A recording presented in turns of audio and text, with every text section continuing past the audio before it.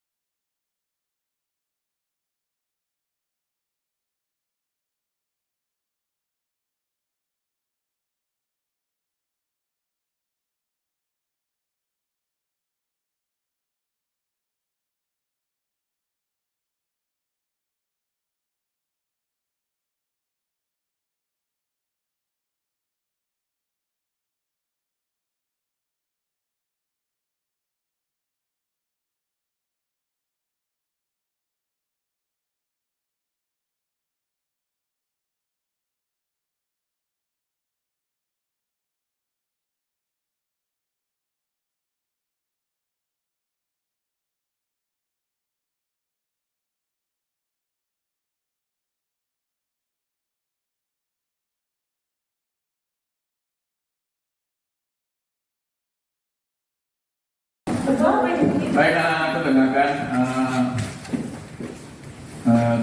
Tolong, tadi kita sudah belajar ya. Tolong dengarkan, buka halaman 12. Itu ada untuk mandiri. Kerjakan dulu sebentar ya. Bapak ada perlu dulu dengan Nazla. Nazla? Ya Pak. Bisa ke depan dulu kan? Baik Pak. Silakan duduk. Terima kasih. Bapak ya Bapak kemudian saya ke depan. Nazla ini kan orangnya selalu aktif ya, selalu belajar, gembira, selalu belajar, sehingga nggak heran sih kalau dapat ranking 1 ya. Tapi gini Nazla, ada beberapa orang guru beberapa hari ini melaporkan sama Bapak, berkeluh kesah sama Bapak bahwa si Nazla itu murung, malas-malasan, kemudian kalau dipanggil dia agak marah-marah gitu. Kira-kira apa bisa terjadi seperti itu? Bisa cerita nanti? Bisa lah Pak, saya malu menceritakan. Malu ya? Iya Pak. Kenapa? Apa terlalu berat masalah itu? Tidak terlalu. padahal begini anak-anakku ya, anakku adalah kalau masalah itu kita pendam sendirian, nanti masalah itu akan menjadi beban sama kita, akan menjadi beban bagi Nazila, sehingga dapat mengganggu konsentrasi Nazila dalam belajar. Ya, tapi kalau masalah Nazila itu diceritakan, otomatis nanti di dalam Nazila bercerita pasti ada solusi yang didapat. Ya, jadi ayo kita cerita. Baik Bapak, jadi begini, pada saat menerima rapor kemarin, saya mendengar ujian teman sekolah saya. Mereka cemburu dengan ranking 1 yang selalu dapatkan tiap semesternya. Ya. Mereka berencana pada tahun ajaran baru ini, mereka akan menyalip ranking itu. Dan saya lihat juga, mereka sedikit menjaga jarak dengan saya. Ya. Makanya Pak, motivasi saya dalam belajar di sekolah pun menurun. Oh begitu. Jadi gara-gara mereka mulai menjauhi Nazila, mereka juga punya konspirasi, kita bilangnya, punya rencana untuk menyalip. Ternyata bukan mobil aja disalip, ternyata ranking pun mau disalip ya. Iya Pak. Tapi ya begini ya Nazila ya. Oke, gini Nazila. Jadi Bapak pun punya pendapat yang sama dengan Nazila. Jika Bapak juga berada di posisi Nazila, maka Bapak akan merasa takut juga kalau apa yang sudah Bapak dapatkan ini akan direbut oleh orang lain. Tapi yakinlah bahwa setiap usaha itu, setiap proses itu pasti tidak mengkhianati hasil. Ya Nazila ya. Nazila tahu kita kan sudah punya keyakinan kelas. Tahu Pak. Ada beberapa poin itu ya, keyakinan kelas kita. Kira-kira keyakinan kelas yang mana yang tidak sesuai dengan keinginan Nazila? Keyakinan kelas yang tidak sesuai dengan Nazila adalah tidak percaya diri dan aktif dalam pembelajaran Pak. Nazila yakin dengan nilainya ini? Yakin Pak. Jika Nazila yakin dengan nilainya itu, bisakah Nazila memperbaiki masalah ini? Bisa Pak. Bagaimana cara Nazila memperbaiki masalah ini? Nazila akan meminta maaf kepada semua guru dan kepada teman-teman semua Pak. Oh begitu. Baik, Bapak simpan aja jawaban Nazilanya. Nazila akan minta maaf kepada teman-teman dan kepada semua guru yang mengajar di kelas 98 ya. Baik Nazila, terima kasih karena Nazila secara tidak langsung sudah menyadari, sudah melakukan hal yang positif. Semoga kedepannya Bapak doakan Nazila menjadi anak yang lebih percaya diri lagi dan lebih giat lagi dalam belajar, lebih aktif lagi dan menjadi lebih baik lagi ya. Ya Pak, terima kasih Pak. Ya, begitu aja Nazila ya. Dan terima kasih atas kesempatannya.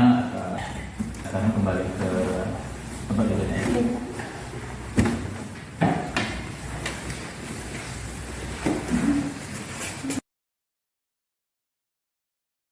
Pertama, mengimplementasikan konsep-konsep inti dalam budaya positif di lingkungan kelas atau lingkungan sekolah.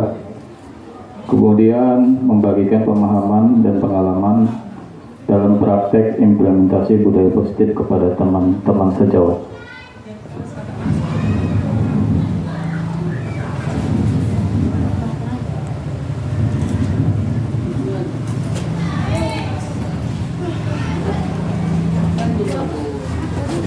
Untuk kegiatan pada hari ini itu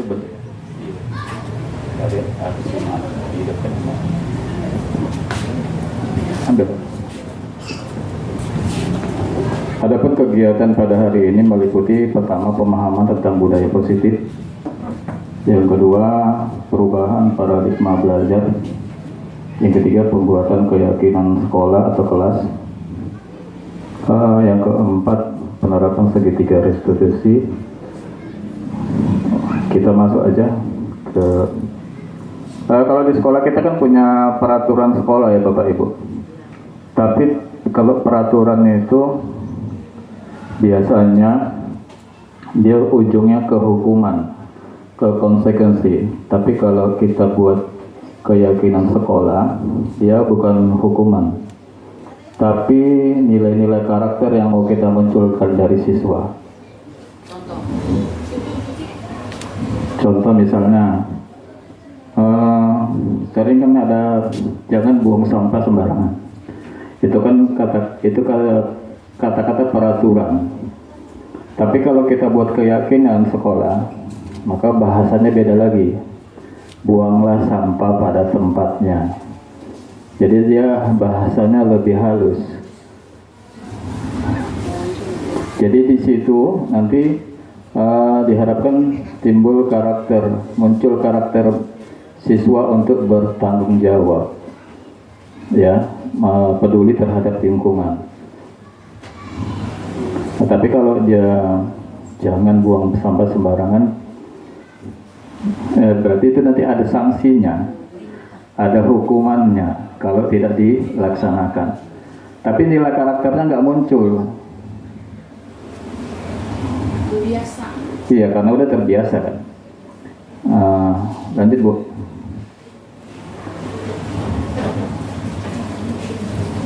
Sorry ya. Matikan dulu sebentar.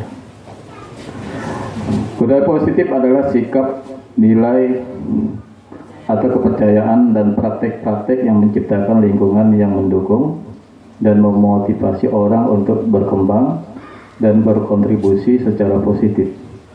Hal ini dapat dibentuk dalam keluarga, organisasi, tempat kerja, ataupun komunitas.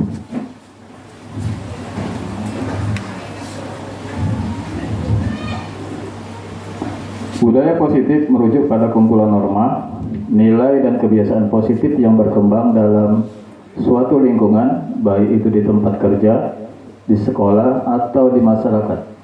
Budaya positif mengacu pada sikap positif dan perilaku yang didorong seperti menghargai orang lain, bekerja sama, menghormati perbedaan, berpikiran terbuka, mengembangkan hubungan yang sehat, fokus pada solusi.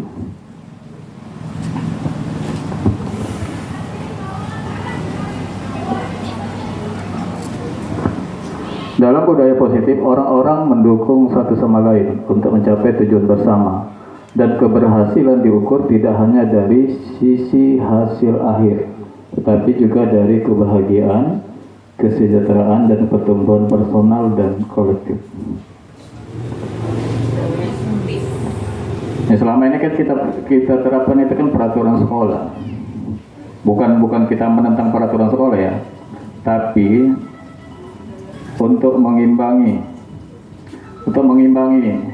untuk menyelaraskan dengan peraturan sekolah, maka kalau bisa nanti kita buat keyakinan sekolah, atau di tiap kelas kita buat keyakinan kelas. Kita kan punya tata tertib ya, kita buat keyakinan kelas. Misalnya apa contohnya? Bekerja sama. Coba Bapak Ibu, bekerja sama. Gimana Bu? Bekerja sama dalam hal apa Pak Nopeng? Ya, bukan, ya istilahnya yang positif lah. Bekerja sama. Misalnya kita kan peduli lingkungan. Kita kan ada jadwal piket ya. Jadwal piket di kelas itu kan ya prinsipnya kita harus kerja sama. Lalu bertanggung jawab. Misalnya bertanggung jawab itu dalam hal apa? Misalnya dia datang tidak terlambat. Itu kan tanggung jawab diri pribadi. Kalau tanggung jawab terhadap tugasnya kan ada lagi. Itu contoh ya. Kemudian kita bila ingin membuat kemajuan perlahan, sedikit-sedikit ubahlah sikap atau perilaku Anda. Namun bila kita ingin memperbaiki cara utama kita, maka kita perlu mengubah kerangka acuan kita.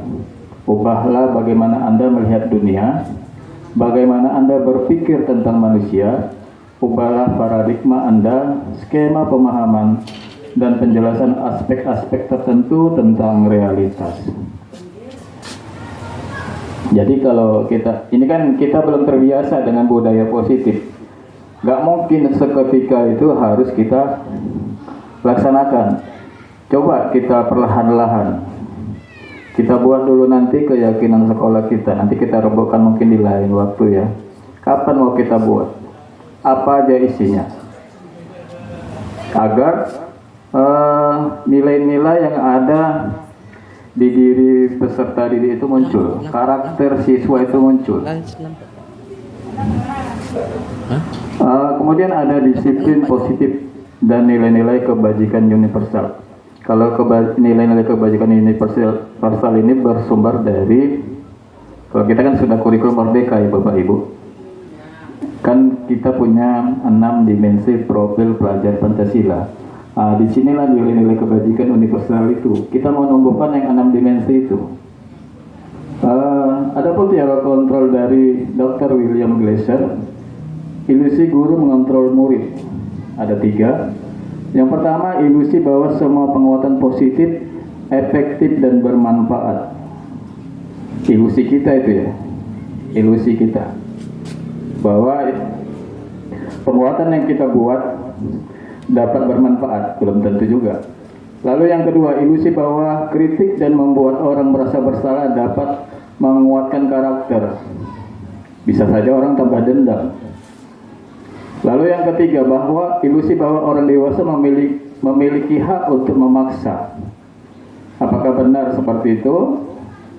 Ini mungkin banyak kejadian sehari-hari. Lanjut.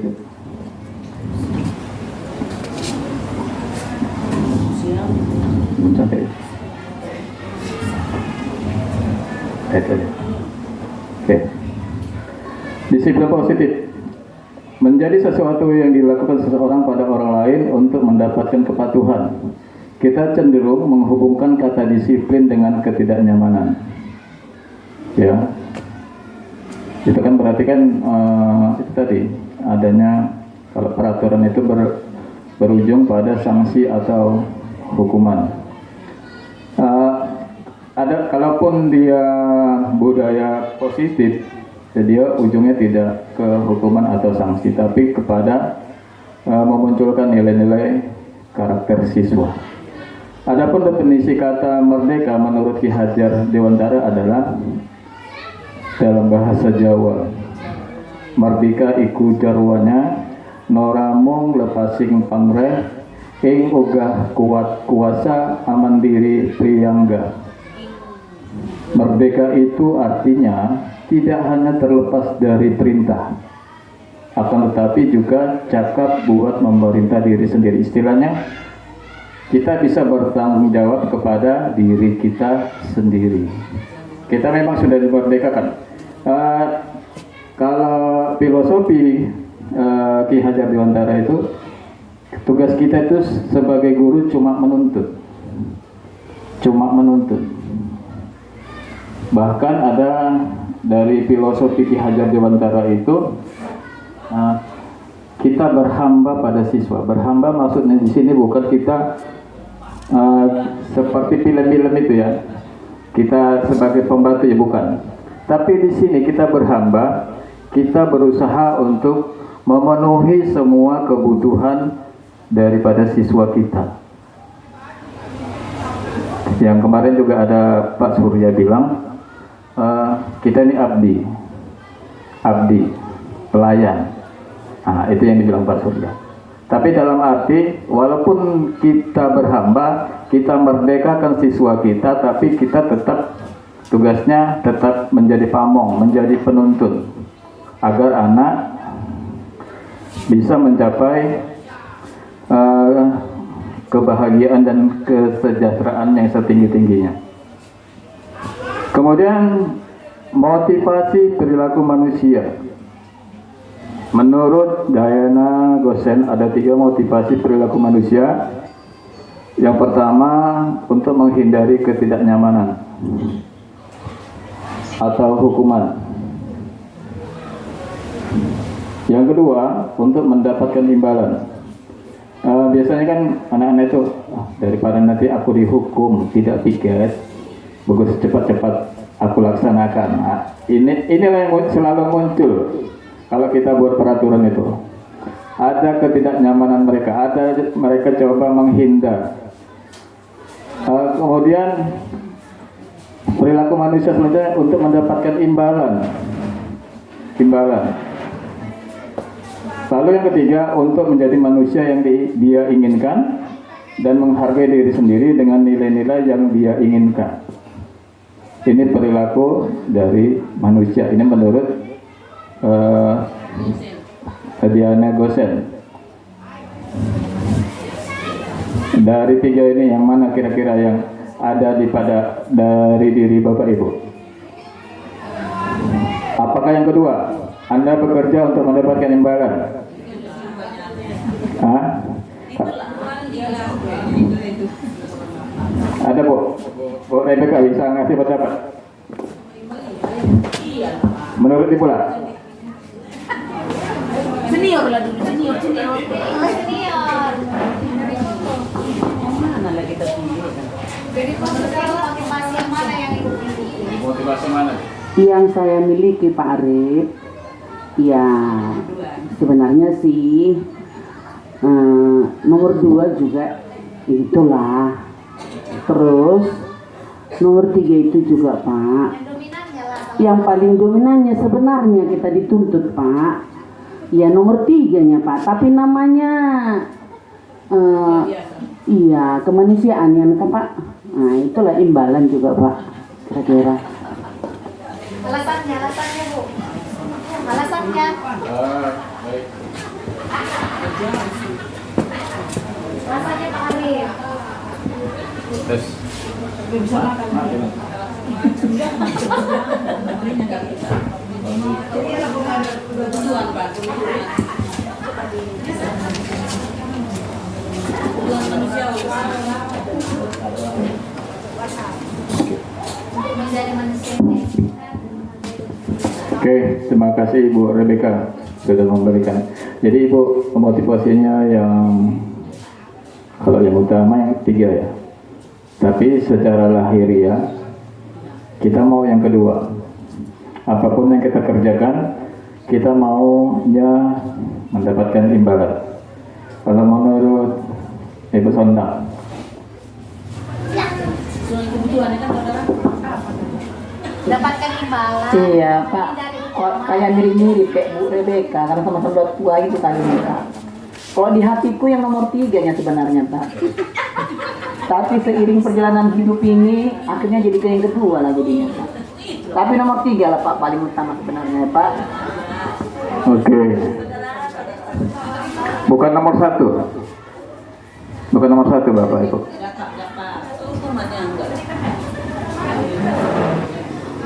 Bukan lagi saudara. Oke, kita lanjut. Kita lanjut ya. Nanti banyak nih mau kita diskusikan. Ya, kalau bisa nggak lama-lama. Ada 5 kebutuhan dasar manusia yang dapat menimbulkan kalau nggak diawasi perilaku yang negatif. Yang pertama, ini kadang-kadang yang sering kita lihat di kelas, kesenangan. Anak itu mau bermain aja, tertawa, bercanda, itu kesenangan. Lalu yang kedua, kebebasan. Mereka tidak mau diatur. Tapi di situ mereka mau menanamkan kemandirian. Lalu yang ketiga, cinta dan kasih sayang. Banyak anak-anak kita yang dalam tanda petik melanggar tata tertib sekolah. Sering kita tanya, apakah memang nggak diperhatikan di rumah? Nah, berarti kan dia butuh cinta dan kasih sayang. Mungkin banyak faktor ya yang terjadi di masyarakat, terjadi di rumah. Apakah orang tuanya yang tidak lengkap lagi, atau orang tuanya lengkap tapi tidak berada di satu tempat?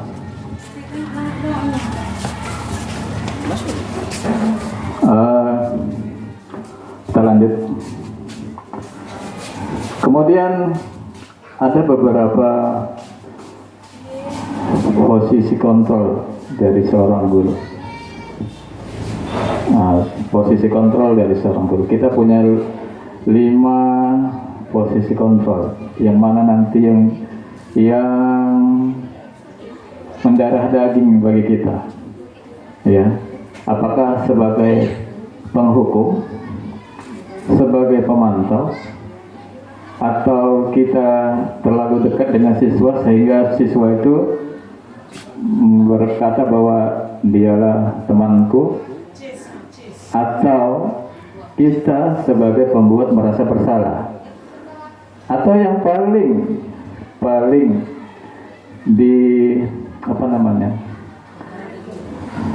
dianjurkan, Bapak Ibu bisa mengambil posisi sebagai seorang manajer. Lanjut, Bu.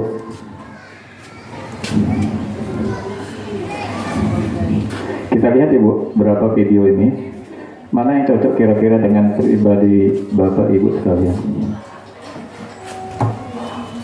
Salam bahagia Ibu dan Bapak Guru hebat. Dalam penerapan disiplin restitusi, salah satu program yang dikembangkan adalah 5 posisi kontrol. 5 posisi kontrol dalam restitusi adalah proses perjalanan seorang pendidik agar dapat mengenali dirinya. Pada video kali ini, kita akan membahas tentang 5 posisi kontrol yang dikembangkan oleh Diane Grosser dan contoh penerapannya.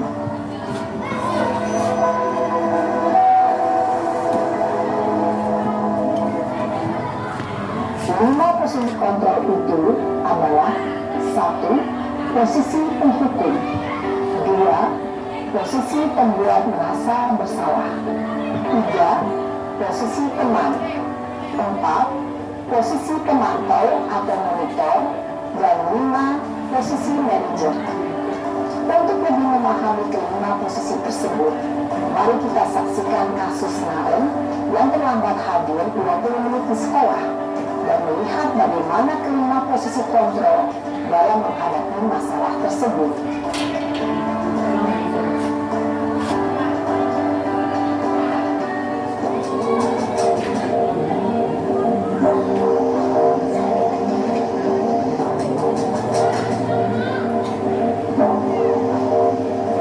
Naren! Sini kamu! Selamat pagi, Bu. Selalu terlambat. Kamu deh, pasti terlambat. Maaf, Bu. Saya Apa? Apa coba? Alasan kamu apa lagi? Kapan sih kamu tidak terlambat? Malas sekali ya kamu jadi anak. saya Dasar pemalas. Gak kapok-kapok sih kamu. Sudah berapa kali terlambat? Sana, kamu keliling lapangan basket 2 kali. kenapa saya harus ke lapangan basket, Bu? Kenapa? Kamu melawan ibu? Berani-beraninya jawab. Sudah terlambat, masih berani jawab pula. Sekarang, keliling lapangan basket 5 kali sekalian. Biar kapok. Cepat. Pergi sana ke lapangan basket. Posisi penghukum biasanya berbicara dengan nada tinggi, menghardik, menunjuk-nunjuk, menyakiti, dan menyindir. Hukuman bisa berupa fisik maupun psikis. Ibu dan Bapak Guru hebat, dampak yang terjadi pada murid ketika guru berada pada posisi penghukum adalah murid cenderung akan memberontak, bahkan menyimpan dendam.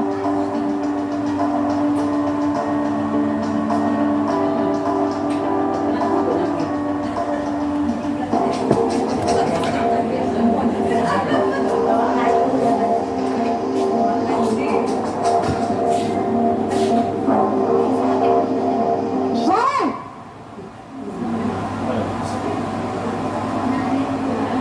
Selamat pagi, Bu.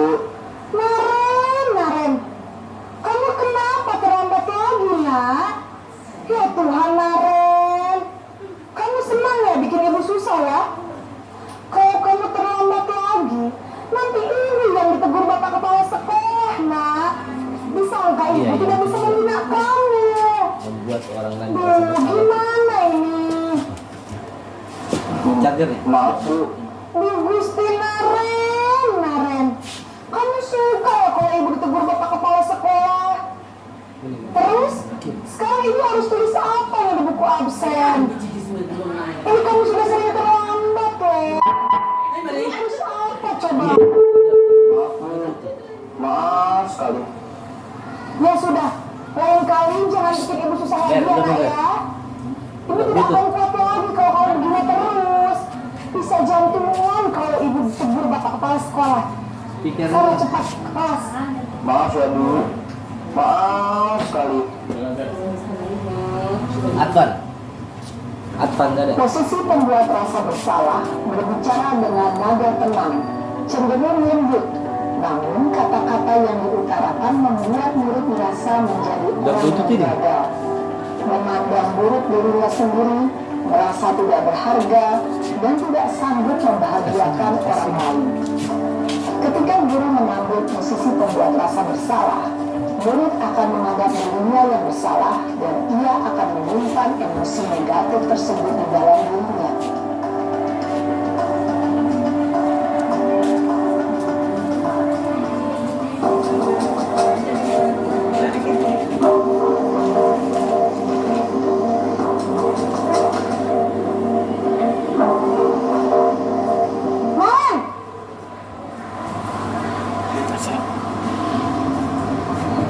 Selamat pagi Bu. Wah, sudah jam berapa ini nak? Terlambat lagi ya sayang. Iya Bu. Habis ibu saya udah bangunkan saya Bu. Bu Eres mungkin gini. Kamu malah Ya, beres. menyalahkan ibu kamu. Kamu bukannya anak yang larinya paling kencang. Yes. Kok terlambat sih? Iya Bu. Saya memang terlambat bangun tadi. Jadi biarpun saya lari kencang, tetap gak kekejar Bu. Ya sudah sana. Nanti lain kali larinya lebih kencang lagi ya. Biar gak terlambat lagi. Bikin senang ibu. Demi ibu. Bisa kan? Bisa lah Bu. Ya sudah sana masuk kelas. Ibu beresin urusan absen kamu. Kamu ini ada-ada saja. Dalam posisi teman, guru berbicara dengan nada suara ramah, akrab, cenderung bersenda gurau untuk menjaga suasana tetap santai. Murid akan merasa senang, aman, dan akrab dengan guru. Identitas yang tercipta adalah identitas sukses atau berhasil. Namun, perlu diingat, karena ini masih dorongan eksternal, maka ada faktor ketergantungan dari murid kepada orang tertentu. Di sini, guru absennya, sehingga di lain waktu, murid bisa berperilaku baik, namun hanya kepada orang-orang tertentu saja.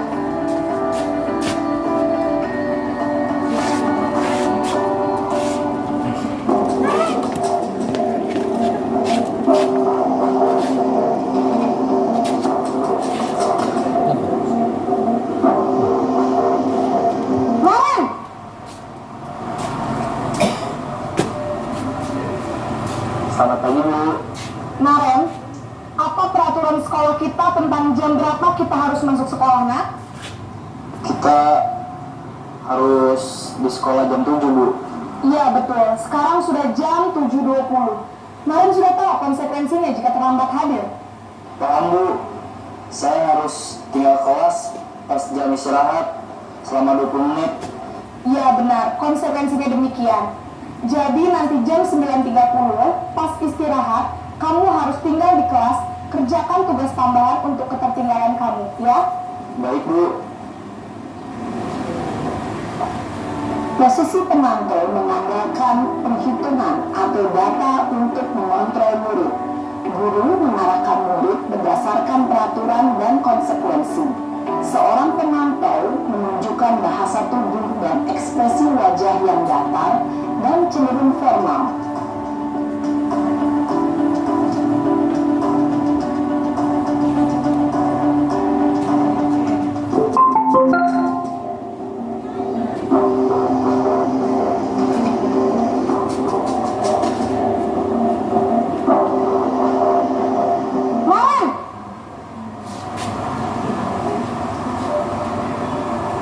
Selamat pagi Bu.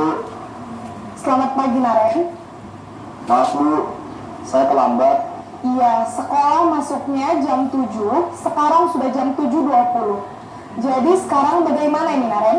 Maaf Bu, saya lupa start alarm saya semalam. Baiklah, menurut kamu, keyakinan sekolah yang mana yang perlu kamu tingkatkan? Menghargai diri sendiri dan orang lain mungkin ya Bu. Setuju. Jadi, apakah Naren meyakini prinsip saling menghormati tersebut? Iya Bu, saya meyakininya. Apakah Naren bersedia memperbaiki masalah keterlambatan ini? Bersedia Bu. Bagaimana kamu akan perbaiki masalah keterlambatan ini? Saya akan coba untuk tidak lupa menyetel alarm saya Bu. Baik, kalau Naren lupa menyetel alarm di rumah, ada orang yang kira-kira bisa bantu mengingatkan tidak? Ada Bu, kakak saya, Kak Emma. Ada lagi selain Kak Emma? Selain Kak Emma, ada ibu saya. Baik, jadi yang mengingatkan Naren adalah Kak Emma dan ibu kamu ya? Kira-kira akan mulai start alarm kapan nih, Naren? Setelah pulang sekolah, akan segera saya lakukan. Baik, jadi Naren akan setel alarm untuk bangun besok pagi dan akan diingatkan oleh kakak dan ibu Naren ya? Ada lagi yang mungkin perlu dilakukan, Naren? Agar tidak terlambat bangun lagi. Tidak ada Bu. Baik, Naren. Terima kasih untuk kerjasama kamu. Sekarang kamu perlu kembali ke kelas untuk belajar. Baik Bu, terima kasih. Posisi manajer adalah posisi kontrol yang disarankan untuk membimbing murid memiliki sikap disiplin yang positif, yaitu murid yang mandiri, bertanggung jawab, dan dapat memecahkan masalah.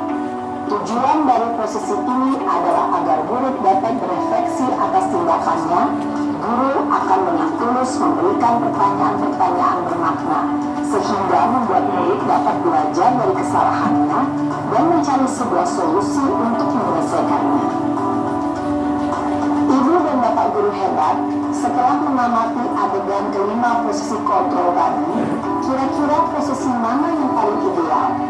Posisi mana yang dapat menunjang motivasi intrinsik murid? Ya, tentu posisi manajer. Posisi ini memang posisi ideal yang ingin dituju setiap pendidik. Pada posisi inilah, guru dapat menerapkan disiplin positif yang berpihak pada murid, yang memerdekakan murid. Perjalanan seorang pendidik tentunya tidak mudah untuk sampai pada posisi seorang manajer. Namun, tujuan kita pasti, yaitu menciptakan murid-murid yang mandiri, merdeka, dan bertanggung jawab. Semoga penggambaran 5 posisi kontrol yang telah diperlihatkan ini dapat menjadi ajang refleksi bagi kita semua, agar dapat terus mengasah dan menerapkan disiplin positif yang memerdekakan murid. Mari terus berlatih dan bersemangat. Selamat menerapkan. Salam dan bahagia, Ibu dan Bapak Guru hebat.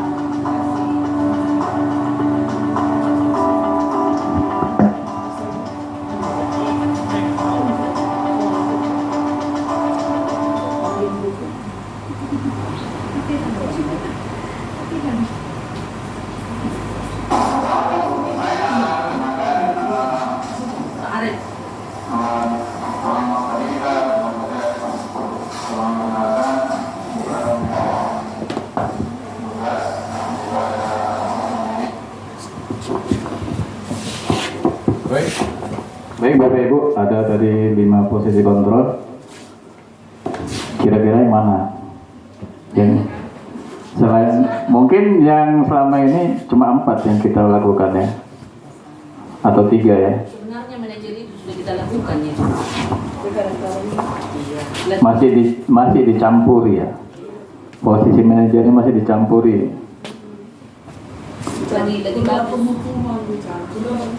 Atau dia kan tidak. Belum siap. Nah, kan tidak. Terus lembut. Apa pendapat Erik?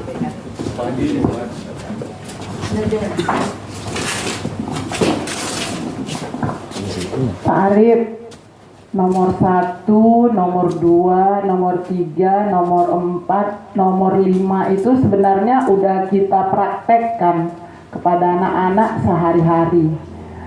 Tapi kalau khusus untuk nomor 5, kayaknya nengok nengok, melihat mood hati. Melihat mood hati. Kalau mood hati pada waktu itu lagi baik, bisalah mungkin agak lembut kita menegur anak itu tadi. Tapi kalau pas mood kita itu tidak baik, susahlah Pak Arif. Satu lagu yang Nomor 1, 2, 3, 4 itulah nomor 1 itu paling menonjol Pak Arif. Lewat terus. Sini kau. Terus kita bilang kayak gitu. Gitu Pak Arif.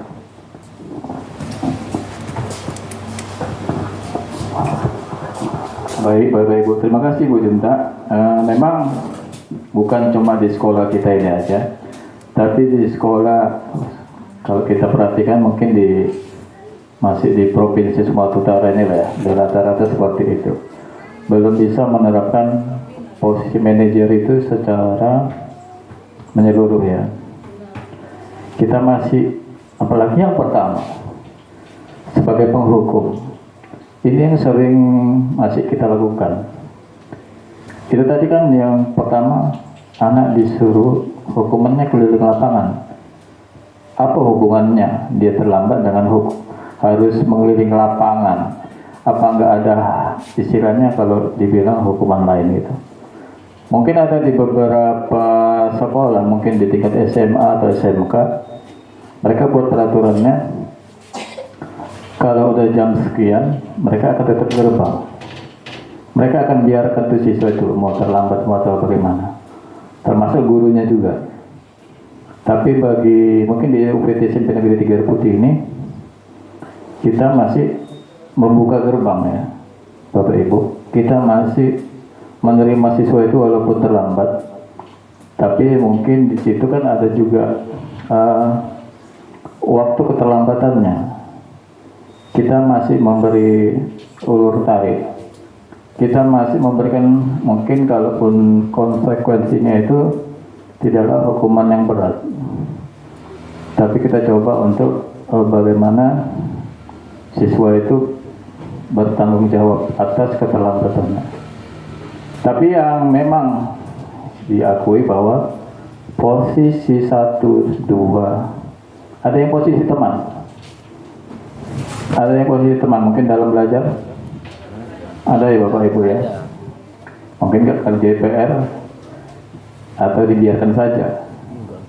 Tapi kebanyakan nggak seperti posisi teman, malah posisi penghukum. Tapi kalau kita mau menerapkan 5 posisi kontrol ini, jangan 5, 1 posisi manajer.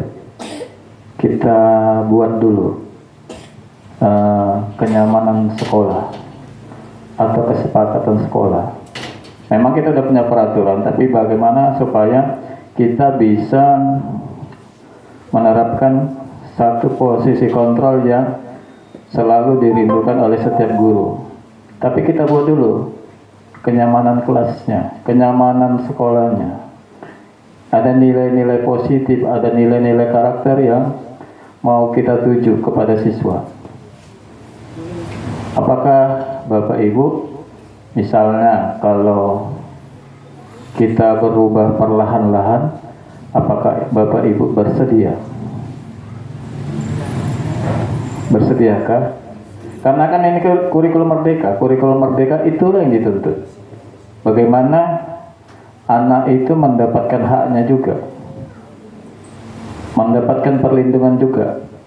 Karena di dalam segitiga restitusi itu, karena seorang posisi manajer dia harus menerapkan segitiga restitusi. Jadi yang pertama itu kita menstabilkan identitas. Istilahnya, sebentar ya Bapak Ibu, ini contoh yang saya buat. Ini saya yang buat skenarionya.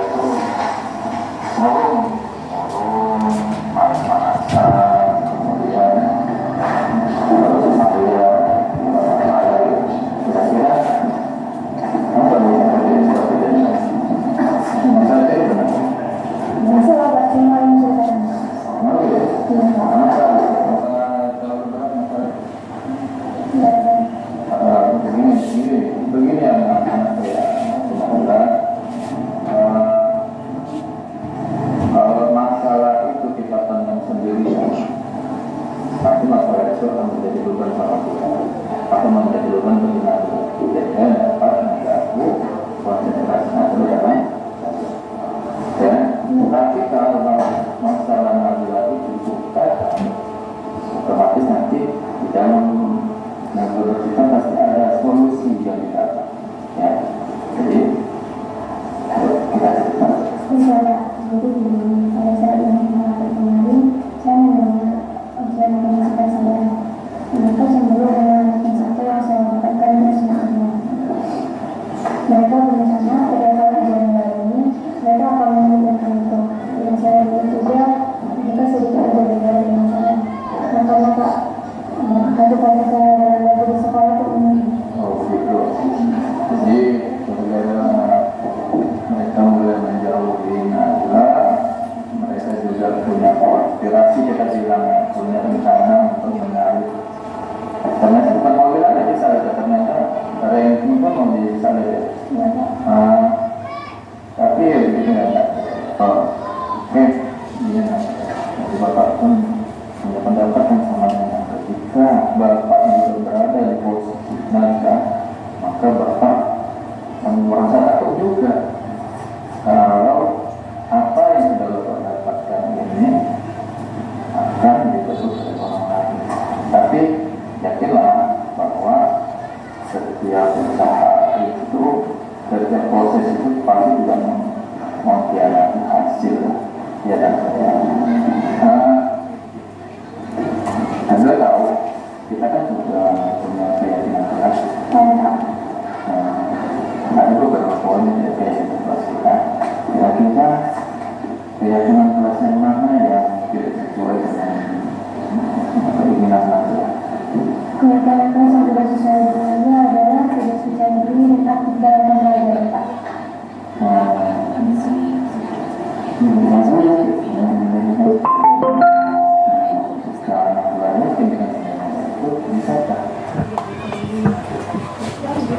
Oke Bapak Ibu, jadi ada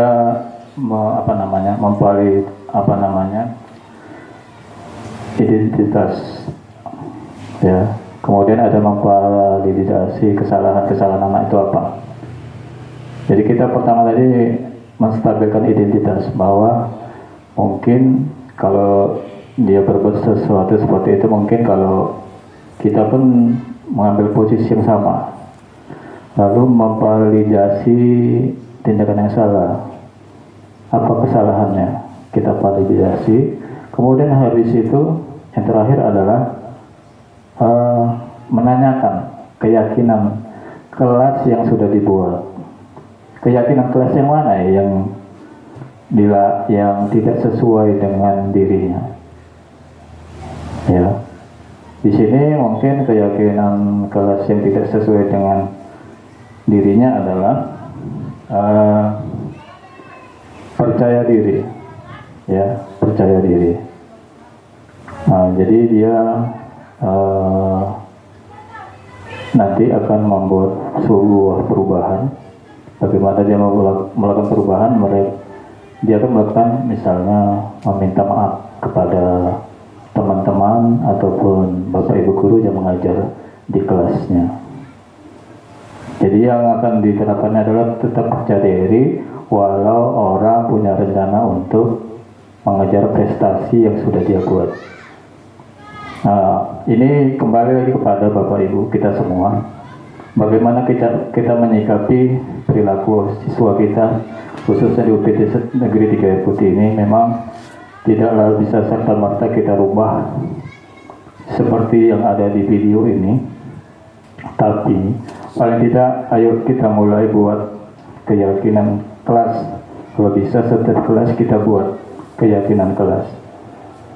Jadi nanti habis keyakinan kelas ini kita buat, kita bisa merangkum menjadi keyakinan sekolah. Dari keyakinan-keyakinan yang sudah kita buat ini, nanti baru bisa kita terapkan satu posisi kontrol yang menjadi tujuan kita, posisi sebagai seorang manajer. Demikian yang dapat saya sampaikan. Kira-kira Bapak Ibu ada yang ingin menanggapi? Oh ya Bu, silakan Bu. Berkaitan dengan masalah yang keterangan tadi.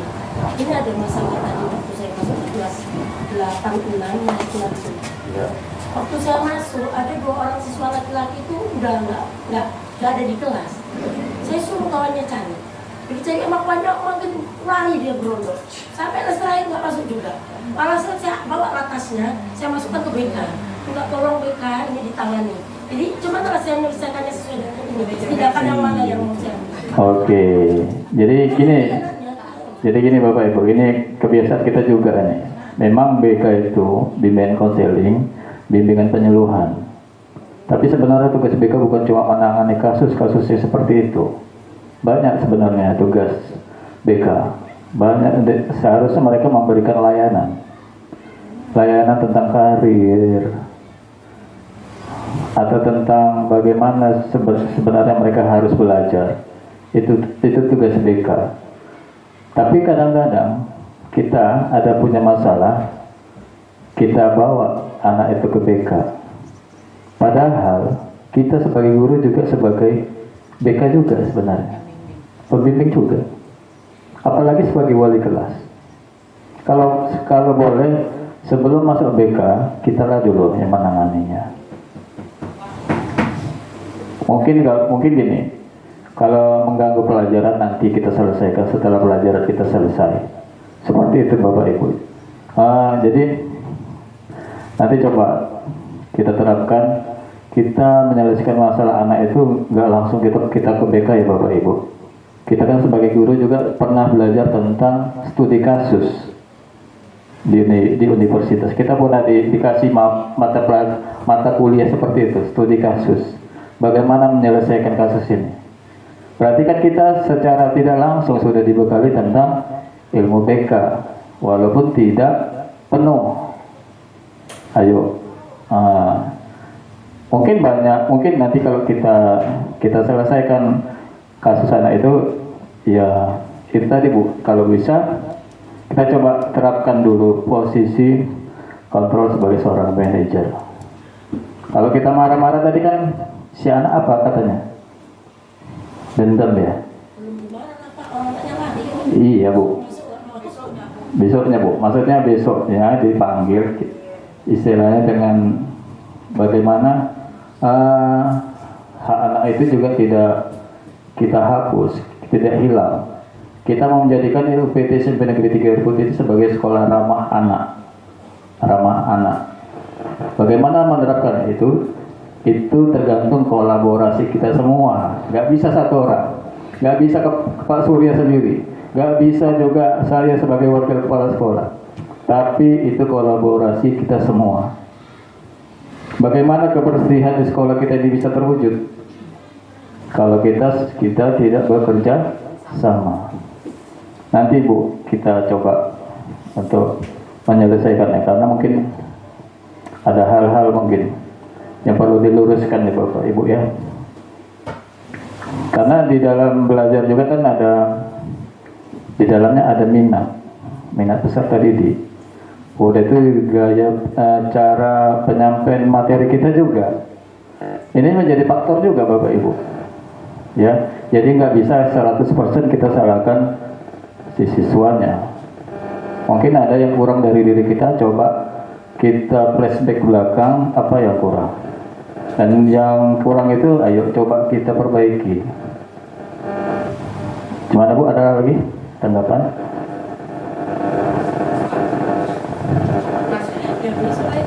Iya besok Bu. Jadi gini Bu, nanti saya punya rencana, saya mau buat komunitas belajar untuk guru. Misalnya Bapak Ibu yang nggak pernah memakai Infocus, nanti kita ajari cara memasangnya. Mau kan Bapak Ibu kira-kira? Yang sederhana aja nih. Kalau Bapak Ibu nanti mau buat media, nggak bisa. Misalnya pakai Canva seperti Mempina, nanti kita minta Mempina mengajarinya. Atau banyak yang sini yang sudah, yang junior pada bisa, macam Miss Cikita mungkin udah bisa, atau Bu Ade, atau Bu Dian, udah banyak yang bisa. Kita buat yang media sederhana aja ya. Iya. Ibu kenapa Bu? Ibu ini terkejut begitu ditunjuk. Nggak apa-apa Bu. Kita ini bilang sekolah penggerak. Nanti kalau kita nggak bergerak, orang lain menilainya bagaimana kan gitu. Tapi kita bergeraknya secara perlahan untuk merubah diri kita. Oke Bu, terima kasih atas kesempatannya, atas waktunya. Mungkin ini yang dapat saya sampaikan untuk sosialisasi budaya positif. Di sini saya tidak mengajari, saya cuma menyampaikan apa yang saya tahu. Kalaupun ada masih kurang, nanti bisa dikoreksi. Demikian, selamat siang. Assalamualaikum warahmatullahi wabarakatuh.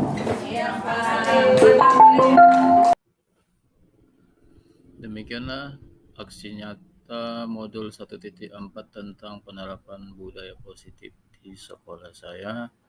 Mudah-mudahan aksi nyata ini menjadi inspirasi bagi banyak orang.